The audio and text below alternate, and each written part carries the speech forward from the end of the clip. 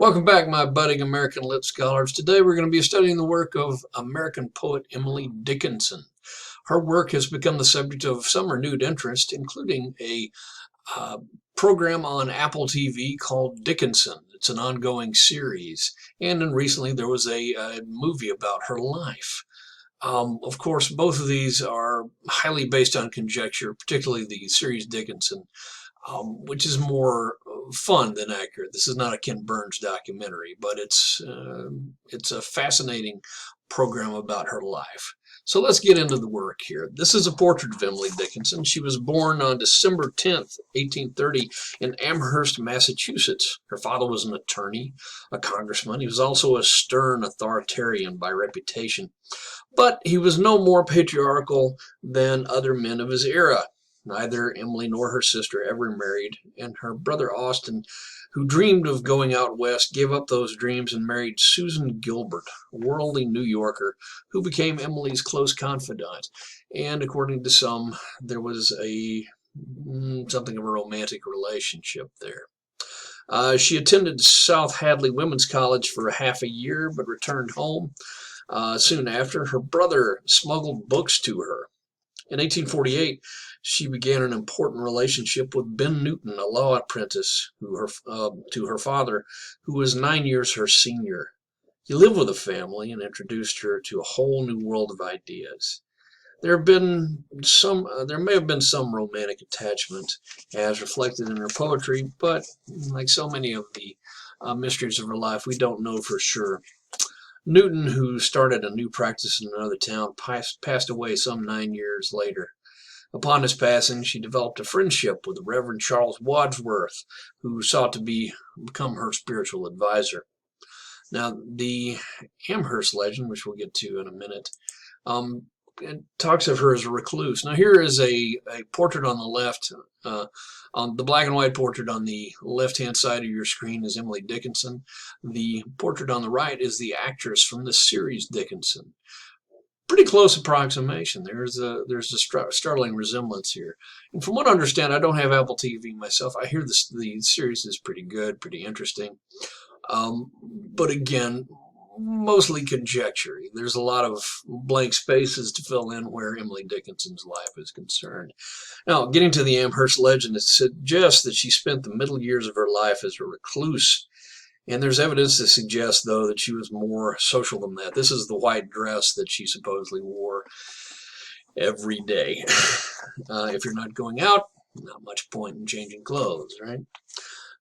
Fewer than 20 of her poems ever made it into publication during her lifetime, but readers of the 20th century could understand her much better. In short, she was way ahead of her time, much like her contemporary Walt Whitman. She remains incomparable because of her unique style and originality. A remarkable story of a person. She lived 2 lives prior to age 30.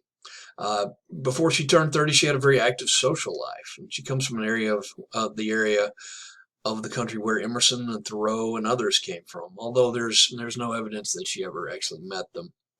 Around 30, she became reclusive, maybe even agoraphobic, essentially afraid of crowds, afraid of people. Agora being the Greek word for the marketplace. So fear of the marketplace, fear of going out where the crowds are.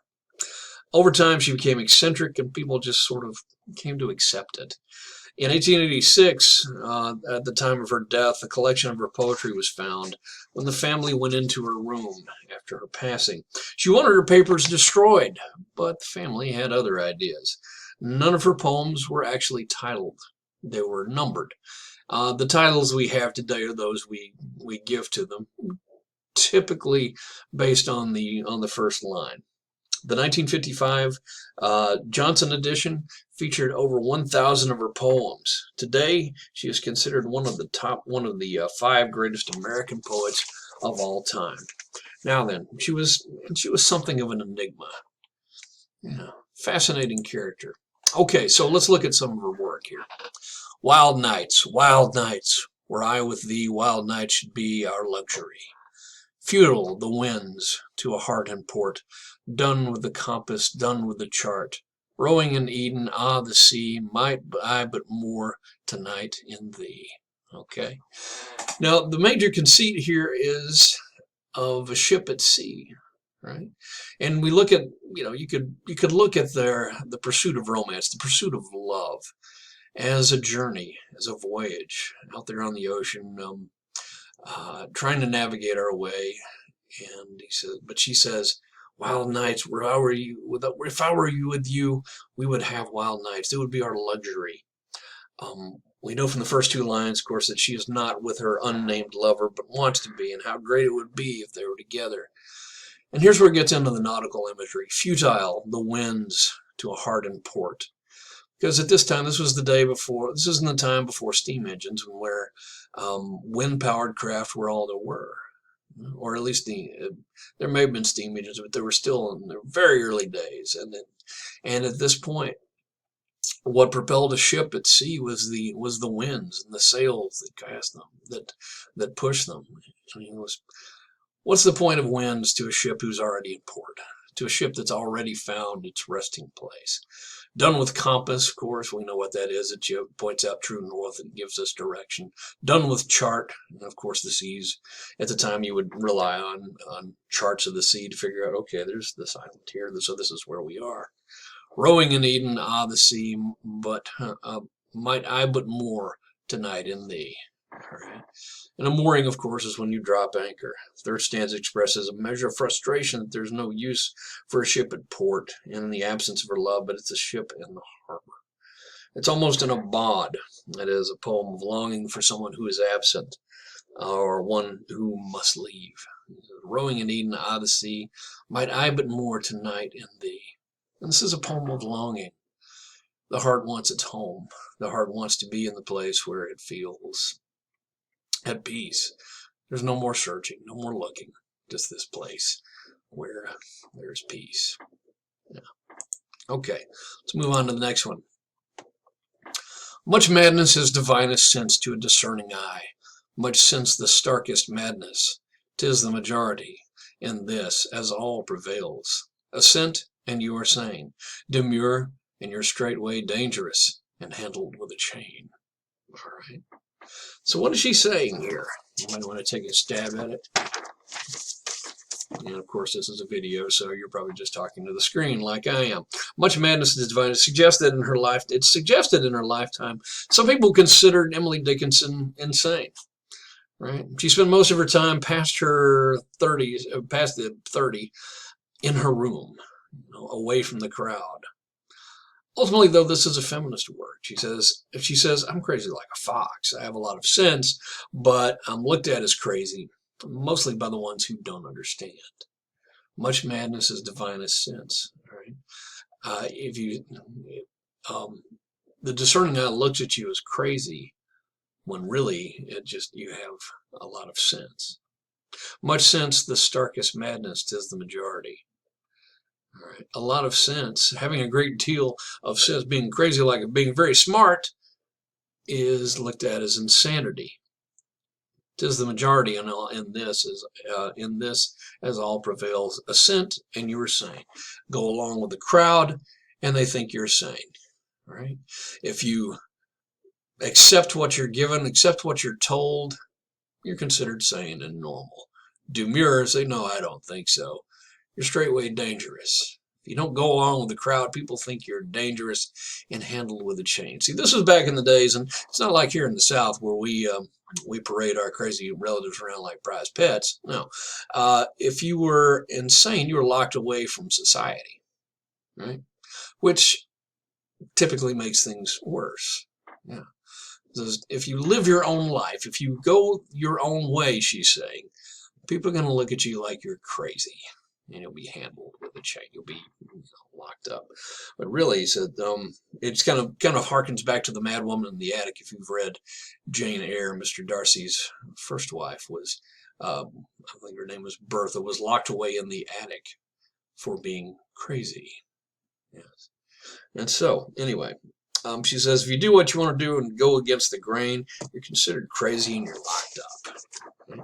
But really, what is actually happening is you have more sense than anyone else. Yeah, you just look at the world in a different way. And it is known that her parents knew that she was exceptional, knew that she was different, of course, and a genius. And it was a little bit of troubling for her. She once said, "My father wants me to have books, but he doesn't want me to read them." So there's this frustration for her. It was considered unseemly in this very patriarchal society for a woman to have a literary career. Hence the reason that hence the reason she only published about 20 of her own poems in her lifetime. He was from a very, very strict, very well thought of family, and the old saying goes, nobody wants a writer in the family, and that's kind of maybe the case here. And so you can sense perhaps her frustration in this piece. Okay, next one. Tell all the truth, but tell it slant. Success in circuit lies, too bright for our infirm delight, the truth's superb surprise. As lightning to children eased, with explanation kind, the truth must dazzle gradually, or every man be blind. How about that? She says, tell the truth, but hold it back. Anybody remember the movie with Jack Nicholson and Tom Cruise? Jack Nicholson played a Marine colonel down in Cuba. And it was there was a court case concerning the death of a Marine. At one point, he tells Tom Cruise, who is the prosecuting attorney, "You can't handle the truth." Right? And so what she's saying here is you gotta tell the truth, but you kind of have to ease it in a little bit. Right? You have to introduce it slowly. There's an old joke from a movie called Capricorn 1 where a guy goes on vacation and has his brother look after his cat. Right? And so a few days into the vacation, he calls home and he goes, so how's the cat? And his brother goes, "The cat's dead, man." He says to his brother, "You can't just break the news like that. You gotta ease into it a little bit. You gotta say, look, the cat got out of the house and a dog scared her, so she climbed up on the roof and so the fire department was called and they got the ladder up there and they almost got her, but then she got scared and she jumped and she died." And he goes, "By the way, how's Grandma?" He goes, "Well, Grandma got up on the roof." You get what I'm saying. So yeah, he says, the poem says, tell the truth, but you have to be gentle. You must reveal it to people slowly. Too bright for our infirm delight, the truth's superb surprise. We crave the truth, we want the truth, but we don't want it all at once because it's just too much. It's too much for people. You tell them the truth, they can't quite handle it unvarnished. Right? As lightning to children eased with explanation kind, the truth must dazzle gradually or every man go blind. Beautiful rhymes, excellent imagery there too. Imagine the first time you saw lightning as a child. As lightning to the children eased with explanation kind. You look up in the sky and say, what is that? What was that flash of light? Oh, that's lightning. What's lightning? You can't tell them immediately that, well, that's an electrical discharge of a very high voltage, and it can potentially kill someone if it strikes them or set fire to something. Oh, no. You don't want to tell that to kids. You start off and say, look, well, it's light that flashes through the sky. It's electricity that is unbound. And then you kind of go into it, ease them into it a little bit. After you explain that the risk of actually being struck by lightning is relatively low. And she says, okay, the truth must dazzle gradually, or every man be blind. You can't just introduce it to them. You can't just show them the truth. You have to ease them into it a little gradually. If you hurt someone with the truth, untempered with love, is it really the truth in this case? Yeah. Receiving the truth can be very painful, and the truth can destroy. So she says, tell the truth, certainly, but do it gently. Yeah. All right. So let's take a look at our next poem here. This is a famous one here. Number 479 from the collection. Because I could not stop for death, he kindly stopped for me. The carriage held but just ourselves and immortality. We slowly drove, he knew no haste, and I had put away my labor and my leisure too for his civility. We passed the school where children strove at recess in the ring. We passed the fields of gazing grain. We passed the setting sun. Or rather, he passed us. The dews grew quivering and chill, for only gossamer my gown, my tippet only tully. We paused before the house that seemed a swelling of the ground. The roof was scarcely visible, the cornice in the ground. Since then 'tis centuries, and yet feels shorter than the day I first surmised the horse's head were toward eternity. Okay? So what is she saying here? What is this all about? Well, it is much like Walt Whitman. She says, death is not something to be terrified of. It's not a cruelty, but perhaps a kindness. And so I was just so busy that I couldn't stop for death, so he was kind enough that he stopped for me. Yes. I was so busy in my life doing this and that and the other that I just couldn't stop and die, so death made accommodations for me. For many of us, that is the way we go. We all know someone who is gone, who has died in the midst of living, which is perhaps the best way to go. And what I mean by in the midst of living is you're making other plans, you're working, you're looking at you're planning for the future, you're living your life, and death quickly comes upon you or someone you know. Right? And he says next, we slowly drove, he knew no haste, and I had put away. It was like death was kind. He didn't rush. He says, look, we slowly drove, and I put away all the things of this life. You know? Clearly, when we die, everything else on the schedule gets put away. Right? I'm going to cancel all my plans because I'm dead. We passed the school where children strove at recess in the ring. We passed the fields of gazing grain. We passed the setting sun. And then here we have cycles of life. Of course, we have children. We have youth represented by children playing at the recess in the rain. Things that they would do. Things that children, I think you hear, is significant because they have little to no concept of death. It's such an abstract until it affects us directly. We don't have any sense that I just don't go on forever.